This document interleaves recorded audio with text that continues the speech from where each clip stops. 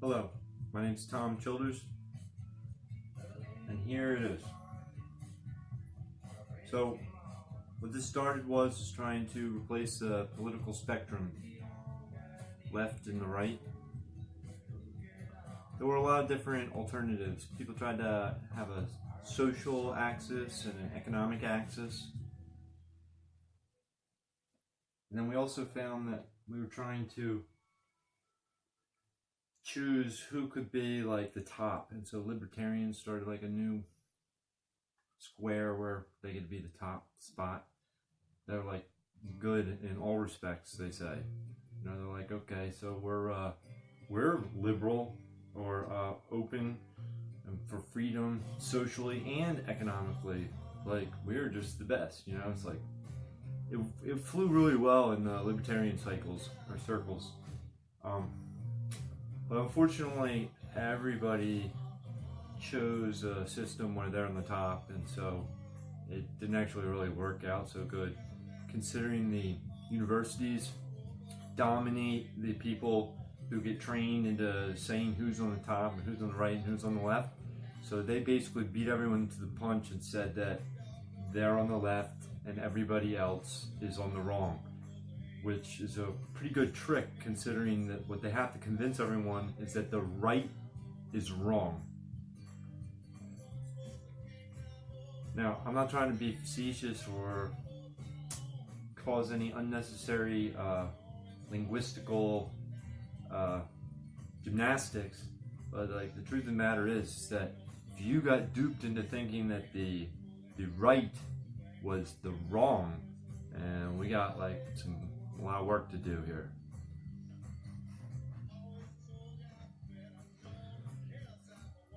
So in this, there's like a lot of writings, a lot of parts to it, but it's more simple than it is complex. And so what I did right here was on the side I wrote a legend. There's the two triangles that form the base of a hexagon or a six-pointed Star David are corresponding to 6 colors, 3 primary colors and 3 secondary colors. And so what we have is 6 colors first and foremost, and then for each of the 6 colors I have 6 spiritual symbols and 6 virtues. And then for the 6 color points and for all the 6 points in between all the colors, I put ideologies.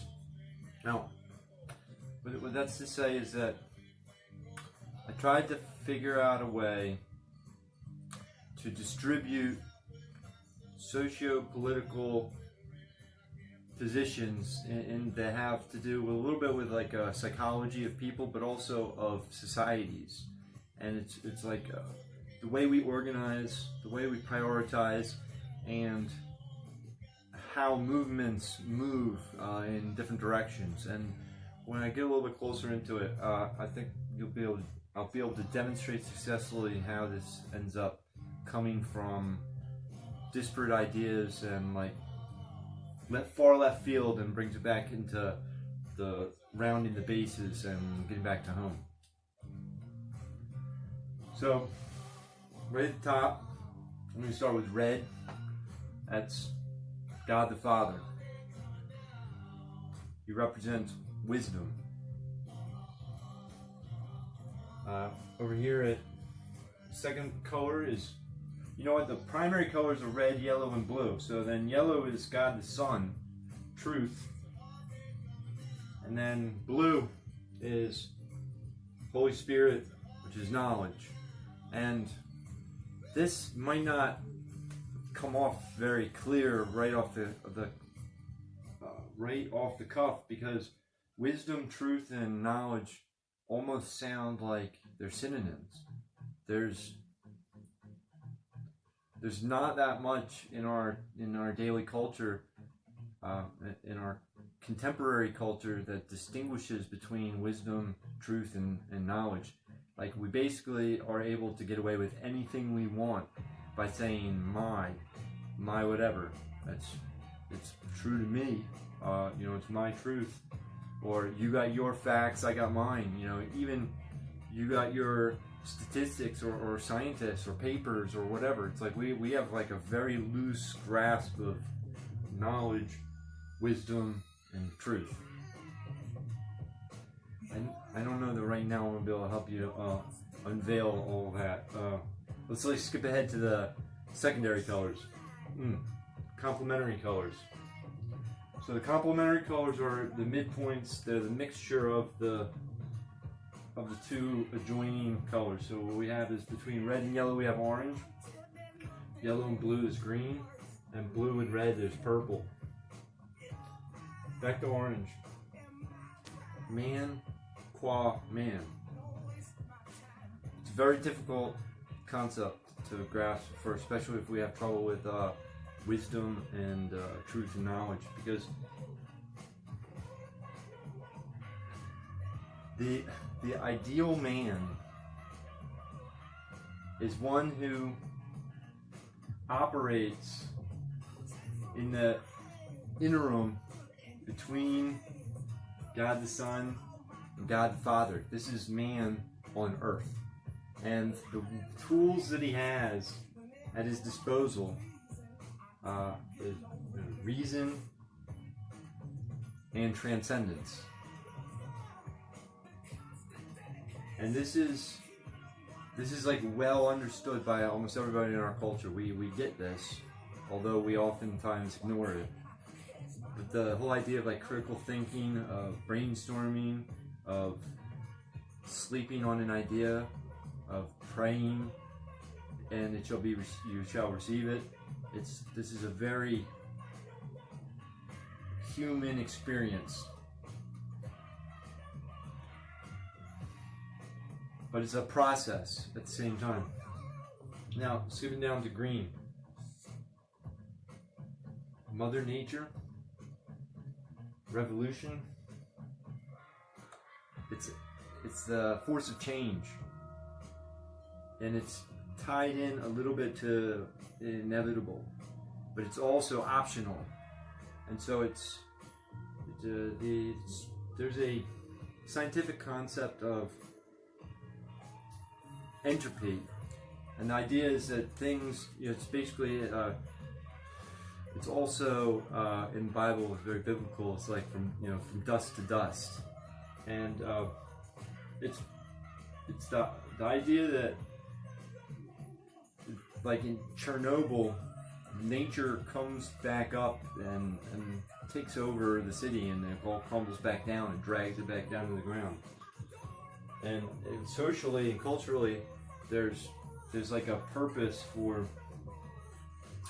like creating movements that you march in the streets for change and stuff like that. And there's a lot of that works, and a lot of it doesn't work so much. But that's the force of revolution, of change, and of bringing back down out of the grips the other strengths of like a human trinity.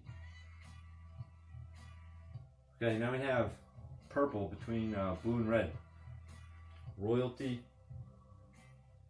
Oh, that's the ideology. Let me skip the other way. Purple represents absolute power and the virtue of authority. And what it stands for is a combination of power by force, power by merit, like fame and celebrity, but also influence and capability. And like the idea of a pharaoh. Like we might think of him as like a tyrant, but they thought of him as the most powerful person, the most intelligent decision maker, the most strongest and tallest brute, who arranged his committee and team of people to be most effective. And so this is a very strong idea that we're not going to be able to escape lightly. It's with us like the Holy Roman Empire, you know, their deacons and bishops wear purple. You know, even we're a child of, you know, the United States is a colony that's gotten independence from England, who has royalty.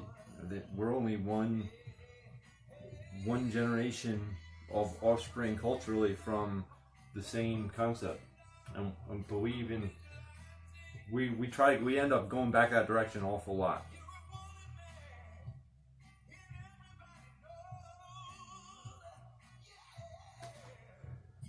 Okay, back to the top.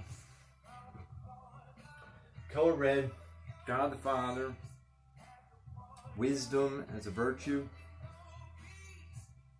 The ideology that best embodies this idea is orthodoxy, and I mentioned this a little bit earlier.